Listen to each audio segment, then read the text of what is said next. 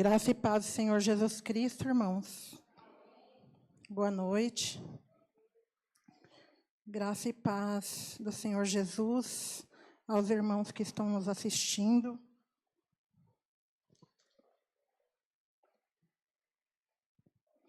O texto que eu vou compartilhar com os irmãos fica em Hebreus, carta aos Hebreus, capítulo 13. Eu vou ler do versículo 1 ao versículo 21. Enquanto procuramos, vamos ao Pai em oração.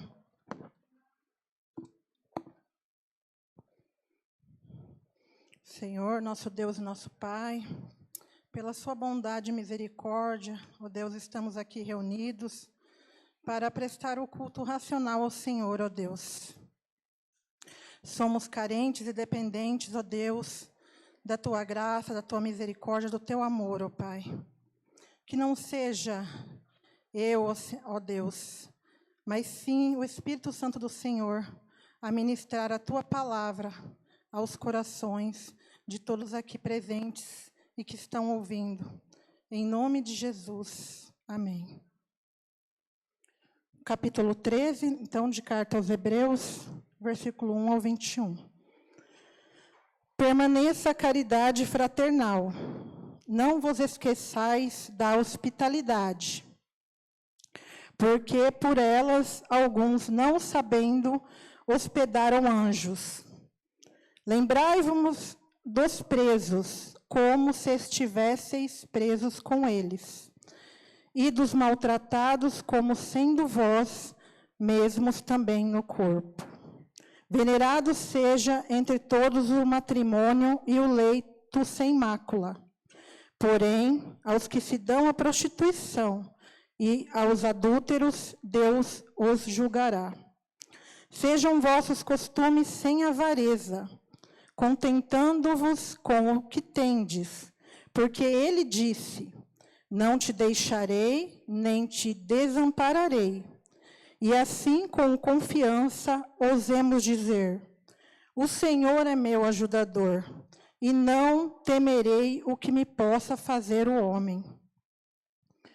Lembrai-vos dos vossos pastores, que vos falaram a palavra de Deus, a fé dos quais imitai, atentando para a sua maneira de viver.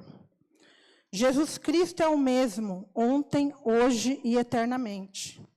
Não vos deixei levar em redor por doutrinas várias e estranhas, porque bom é que o coração se fortifique com graça, e não com alimentos que de nada aproveitaram aos que a ele se entregaram. Temos um altar de que não tem direito de comer os que servem ao tabernáculo, porque os corpos dos animais, cujo sangue é pelo pecado, trazido pelo sumo sacerdote para o santuário, são queimados fora do arraial. E por isso também Jesus, para santificar o povo, pelo seu próprio sangue, padeceu fora da porta. Saiamos, pois, a ele, fora do arraial, levando o seu vitupério. Porque não temos aqui cidade permanente, mas buscamos a futura. Portanto, ofereçamos sempre por ele a Deus sacrifício de louvor, isto é, o fruto dos lábios que confessam o seu nome. E não vos esqueçais da beneficência e comunicação, porque com tais sacrifícios Deus se agrada. Obedecei a vossos pastores e sujeitai-vos a eles, porque velam por vossas almas, como aqueles que hão de dar conta delas, para que o façam com alegria e não gemendo, porque isso não vos seria útil. Orai por nós, porque confiamos que temos boa consciência, como aqueles que em tudo querem portar-se honestamente. E rogo-vos com insistência que assim o façais, para que eu mais depressa vos seja restituído. Ora, o Deus de paz, que pelo sangue da aliança eterna tornou a trazer dos mortos a nosso Senhor Jesus Cristo, grande pastor das ovelhas, vos aperfeiçoe em toda boa obra, para que fazerdes a sua vontade, operando em vós o que perante ele é agradável por Cristo Jesus, ao qual seja a glória para todo sempre. Amém. Bom, irmãos, essa carta aos Hebreus é uma carta de exortações sobre a vida cristã, né? Eu vou discorrer alguns versículos rapidamente para refletirmos dentro do contexto. Do versículo 1 ao 3, né? Logo no 1, o autor instrui e exorta sobre o amor fraternal. Começa dizendo: continuem a amar uns aos outros como irmãos. Né? Na NVT está assim: continuem a amar uns aos outros como irmãos. Eu li: permaneça a caridade fraternal. E aí dá sequência, né, ao 2, ao 3, que também é sobre a caridade fraternal. Em 1 João 4:20, se o irmão puder colocar na NVT,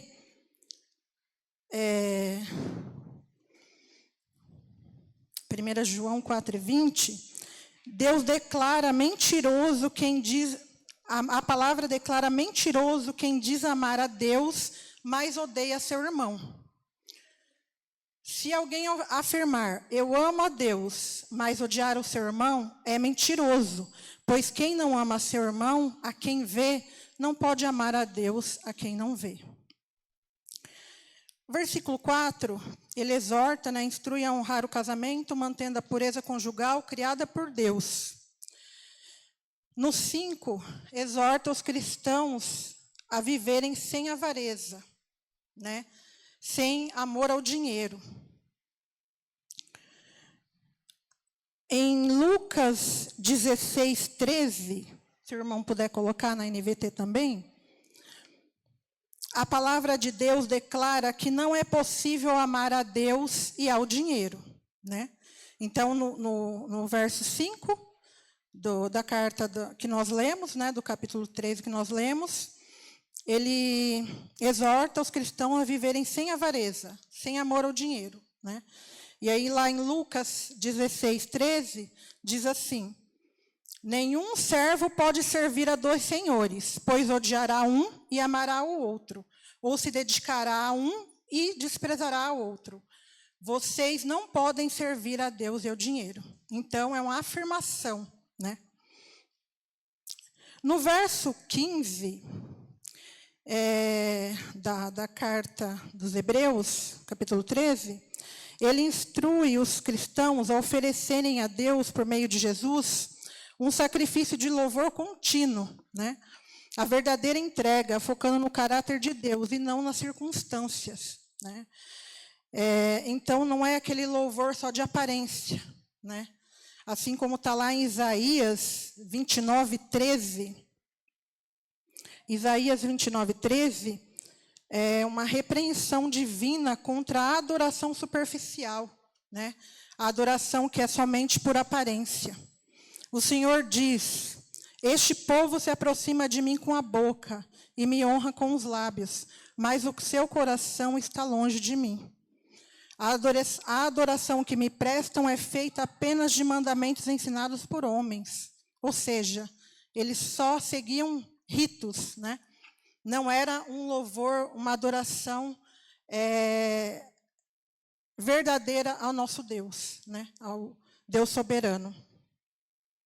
O versículo 18 ao 21 destaca a dependência da oração, mesmo para líderes focados em viver de forma reta, né? E oram também para que a soberania de Deus, por meio de Cristo, capacite os cristãos a viverem de modo que agrade a Deus. Bom, eu deixei o 13 por último. No versículo 13, ele exorta a necessidade de seguir Jesus fora da zona de conforto, né? Que ele fala lá: saiamos, pois, a ele fora do arraial, levando o seu vitupério. Então, ou seja, ele exorta a necessidade de seguirmos Jesus fora da nossa zona de conforto, né? Ou seja, rejeitando o mundo, né? E, mediante as exortações dessa carta, irmãos, a reflexão que eu trago aqui hoje, né, que foi o Espírito Santo do Senhor quem me mostrou para trazer, tanto que eu estava vendo outro texto, né, eu estava estudando já o texto de Ruth, e na noite de quinta, participei da oração, né, que a pastora estava fazendo toda madrugada, que foi uma bênção, e depois de madrugada dormi. Então, na verdade, já era sexta-feira, né, de manhã, não era mais quinta. Deus me mostrou esse texto aqui, esse capítulo de cartas aos Hebreus 13. Então, eu mudei completamente o texto que eu ia trazer aqui. Então, a reflexão que eu trago aos irmãos, a nós todos hoje, né, mediante as exortações dessa carta, de Hebreus, capítulo 13, as pessoas que não conhecem a Jesus, que não conhecem a verdade, elas procuram prazer, contentamento em quê? Nas coisas do mundo, né? A gente está aí agora vivendo, passando, né, para essa época aí de carnaval, a gente vê, né, nas ruas.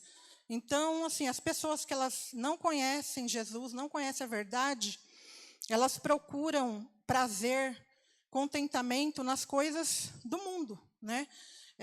Ostentação, dinheiro, coisas materiais, bens, né? São nessas coisas que está o coração delas, né? Porém, mas e nós? E nós que conhecemos a verdade? Onde está o nosso contentamento? Em que temos prazer? Nós que conhecemos a verdade. Porque João 8:32, palavra de Jesus, conhecerão a verdade e a verdade os libertará. Né? São palavras de Jesus. Se nós conhecemos a verdade, nós somos libertos. E o que é ser liberto, né? É ser liberto exatamente das coisas do mundo. Se nós que temos um conhecimento, encontro com Jesus Cristo, nós não temos mais prazer, mais contentamento nas coisas do mundo. Nós estamos nesse mundo, sim, né? Nós vivemos aqui, é uma morada passageira, né? Aqui somos peregrinos, mas o nosso prazer, nosso contentamento não tem que estar nas coisas desse mundo, né? O nosso olhar não tem que estar nas circunstâncias, porque se nós conhecemos a verdade, o nosso prazer tem que estar em Deus, o nosso contentamento é Cristo. E, caso contrário, professamos uma fé a qual não vivemos. Não estamos libertos do mundo se não procuramos viver a liberdade de Deus. E quem é a verdade, né? A verdade é uma pessoa, é Jesus Cristo. Né? Jesus Cristo é a verdade. Jesus Cristo é o caminho, a verdade e a vida. Então, irmãos, nós temos que nos perguntar, né? Amamos a Deus? Eu amo a Deus? Né? Tanto que no culto de quarta, a palavra que o pastor trouxe, depois no final eu falei com ele. Pastor, eu estava meditando em casa. Então, é só uma confirmação de Deus, né? Do Espírito Santo. Eu estava exatamente meditando nas coisas que ele trouxe aqui. Então, é essa pergunta que nós devemos fazer. Eu amo a Deus? Porque se eu amo a Deus, se realmente eu amo a Deus, irmãos, eu amo ao outro, eu amo ao próximo, eu amo ao meu irmão.